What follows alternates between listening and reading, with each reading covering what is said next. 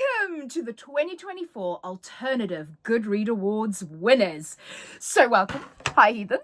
Thank you so much for joining me tonight. Will you please raise a glass of whatever bubbly or drink of your choice to the winners of my Alternative Goodreads Choice Awards. Now, when I don't like something, I just make my own version and do what I want because that's the kind of person I am. So I wasn't enamored with the standard awards, so I thought I'd make my own. That's what we do around here.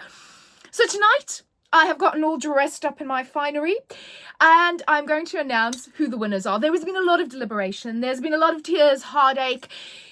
The other books are quite jealous. They're not happy. I've promised to perhaps buy them a few new friends just to sort of keep them happy. They like new playmates. But I have my winners. I've chosen my winners. These are my winners of the awards. They even are going to get a totally not repurposed, lovely glass trophy. If my boss is watching, sorry, it'll come off. But they will get their own trophy, for this is the 2024 awards. I'm hoping to do these every year.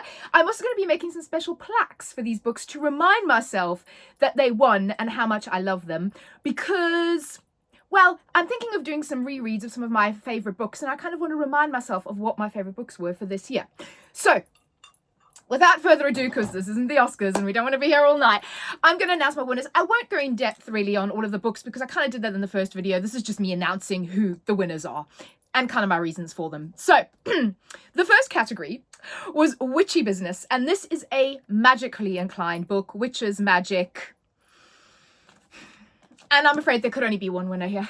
This is, without a doubt, one of my favorite books of the year. I lost my heart to this book early on, and that is Tales of a Monstrous Heart by Jennifer Delaney.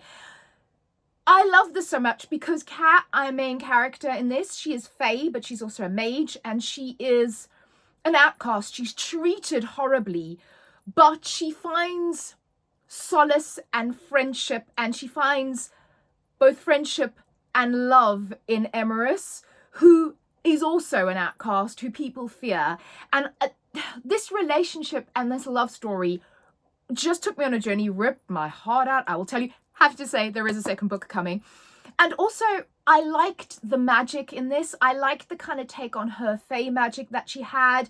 I kind of like the darker workings of the magic. I like that there is a dark academia slant to this, because she starts off in the mage school. And I swear the opening scenes of this book, where she's in the like haunted library in this mage school, perfection, like I said, had old Harry Potter. I absolutely lost my heart to this book, and I think she is a worthy winner. So let's give her her trophy. Smile for the camera. And I'll show you the plaques in another video, because I haven't made them yet. I had to work, you know, it's awful. I have other commitments, but I will show you. So the next category is Bloodletting, and that is Vampire Book of the Year. Now this is hard. You know I love a bloodsucker. I do. I just love them. But after much deliberation, Immortal Dark by Tigers Goma. I really should have had some cheering people behind me. Maybe my neighbours are home. No, I won't do that. This book, I lost my heart to this vampire book for two reasons. Well, for many reasons. But two of the main reasons are, this is truly, truly dark academia. This is enemies, rivals. We want to kill each other, but God, we're attracted to each other and want to rip each other's clothes off. So the romance is great. And I think that both Keedan, who is our female main character, and Sesenios, who is our male main character, and our very brooding vampire, are morally grey, I'd say even black characters in a way, because their motivations are, they're so single-minded about what they want. And I love reading that. I actually really love books with kind of traditionally unlikable main characters. I also think it took the vampire lore in a great direction. And the other thing that I really loved was having that African mythology woven into the story and having people of colour as the main characters. Because even though this year we had a few of those books, and This Ravenous Fate is another one, special mention, it's not something you see that much of, so I really love that. But, you know, outside of any sort of statement it was making, I just had a rollicking good time with this. It was so dark, so bloodthirsty, so evil. But also not so evil. So, yeah, so winner for vampire book. Right. Tell me what you think of these. Who you would have let win or nominate. Now, the third nomination is All the Blood and All the Beauty. So, yes, I did steal this from the from the film, but this category is for horror because I love horror, and it may be blood-soaked and it may be horrifying, but it's beautiful as well. So, out of the nominees, again, this was really hard. I've read some good horror books, but my heart was absolutely stolen by a late entry. And this is A Haunting on the Hill by Elizabeth Hand.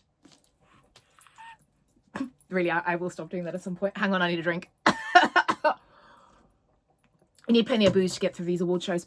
So, this book stole my heart, again, for a number of reasons, but primarily because it is a return to Shirley Jackson's Haunting of Hill House. And that is one of my all-time favourite horrors.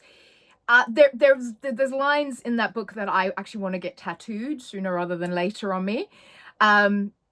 It's to do with a cup of stars. But suffice to say, I love it. And this is the first sort of officially sanctioned by the Shirley Jackson Foundation return to that world. And I love the take that Elizabeth Hand did on it. I love how she kind of pulled it into a modern sense. I love that she kind of took this group of theatre people that were putting on a theatre production and had them kind of come to this house. And I also love that she created terribly unlikable characters. I love them, are a really great character. They all kind of, as you go through the story, they're really not nice. And I think they kind of fit into that setting really well. And then she took what I loved about the original, what I primarily love about horrors is that creeping unknown dread where you can't really see what's behind you. You know, but it's there, right? And that's what I like. Those are the kind of horrors I love. So I had to give it to this one. This was really anticipated, and you know that can be hit or miss, right? When you really like, oh, I can't wait to read that, and then you read it, and you're like, girl, that was a letdown. Not this one. So congratulations, Miss Elizabeth Hand. I'll send the trophy your way. But The Haunting on the Hill. Right, folks. 2 more categories. So, my dearest, darkest, and this is a dark romance category. Now, next year we might change the categories and add some more, and I am thinking of, now I should have put a romantic card, but anyway, I don't think arguing with myself. So this is a dark romance category. I have, let's say I've discovered my real love for the dark romance. A lot of my books have the dark romance in them now, but when I was looking at this category, there really was only one book that that I could. It was Phantasma. I mean, it was Phantasma. By the way, the actual Goodreads Awards announcement was today, and Phantasma did not win. I got it, but in my awards, Phantasma wins. So I just loved this kind of dark take on Caraval, essentially. But I love, again, anything with games and devils. And it's this kind of game. It's New Orleans. It's devils running this really high stakes, life or death kind of game. It plays into your fears. Oh, the romance. So Ophelia and Blackwood, is it? Oh God, is his name Blackwood? No, oh, I might be wrong. I think it's Blackwell. Sorry, I'm like, is it Blackwood? No, it's Blackwell. Ophelia and Blackwell, their romance is just epic. There are so many wonderfully great steamy scenes in this. The way they meet is I really love it. Kind of, there's some reveals. They're both strong characters. I like that she's a necromancer. You know, she's not sort of weak and simpering in the corner, but, you know, he is a touch or you die kind of guy. I loved this. I loved every aspect of the game, the setting, everything about it. I cannot wait to read the follow-up. This is great. And I read many dark romances this year, but I really, really rate this one. So, congratulations, Phantasma. Right, and the last award. Oh, no, second last award. Sorry, I lied. I can't count. Too much alcohol. So, second to last award is the fantasy. So this is Let Me Be Your Fantasy. Okay, that's way too much alcohol. Okay, so Let Me Be Your Fantasy is the fantasy read of the year. Again, I have very much discovered my love of fantasy. There will be a lot of fantasy next year on this channel, so buckle in. But I really, really, really, really have rediscovered it. And this is really hard for me because Long Live Evil was a book that made me rediscover my love of fantasy. So but then I read another book, and maybe this is recency bias. So don't worry, everybody that loves Long Live Evil, I still love it. It's going to be on my favorite books of the year.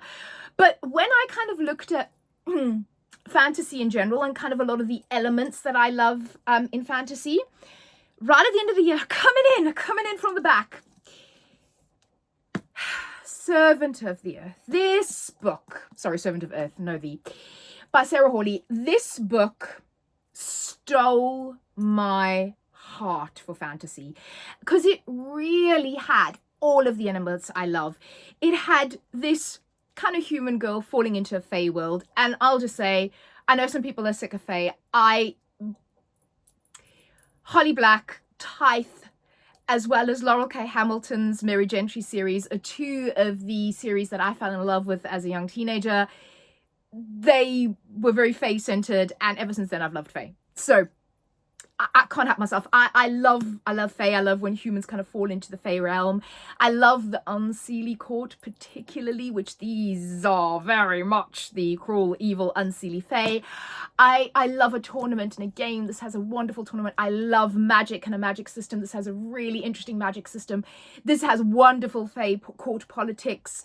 It has some battle scenes, some fighting. There's high stakes. Characters are killed off. You have a fabulous romance plotline in here. And Kenna, our main character, is so tough, so resilient, such a just kick-ass kind of girl. Even though she's supposed to have no power in this world, she takes the power. And I love that. This just had all of it. It's so well written.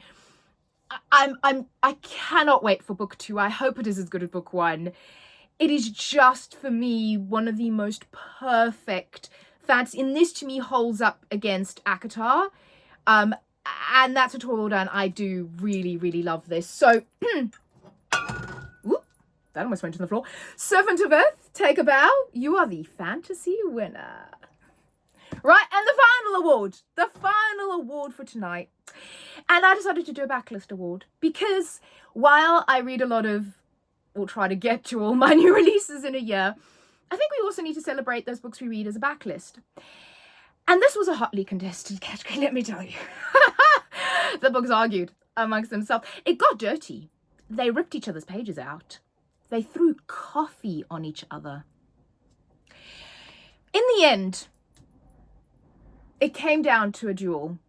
And I just couldn't let them destroy each other because I love them both with all my heart. They are my favorite children. So we have a joint winner.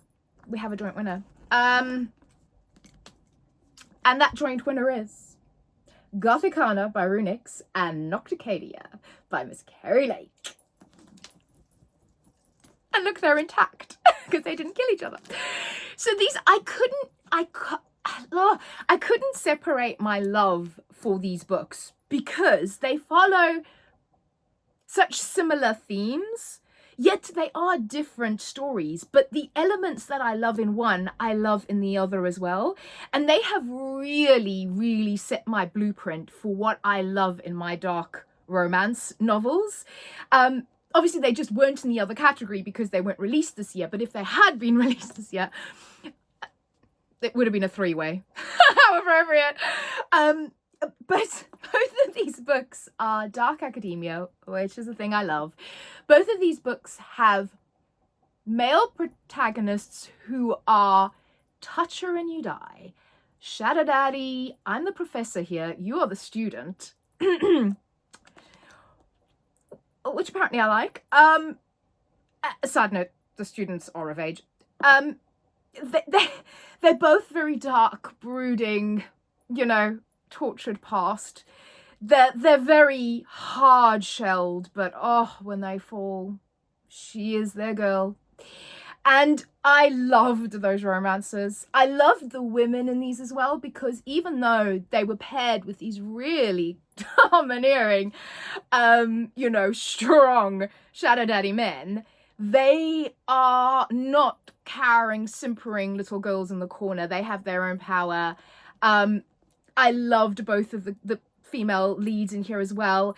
I loved the way the stories were crafted. I loved the dark gothic elements of these stories, the settings.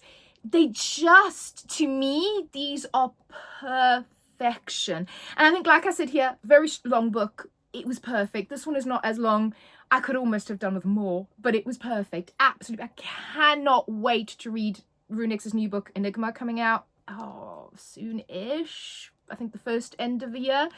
And then I have got another 2-3 Kerry Lake books queued up because she's become my dark romantic queen as well. So I couldn't separate my two babies.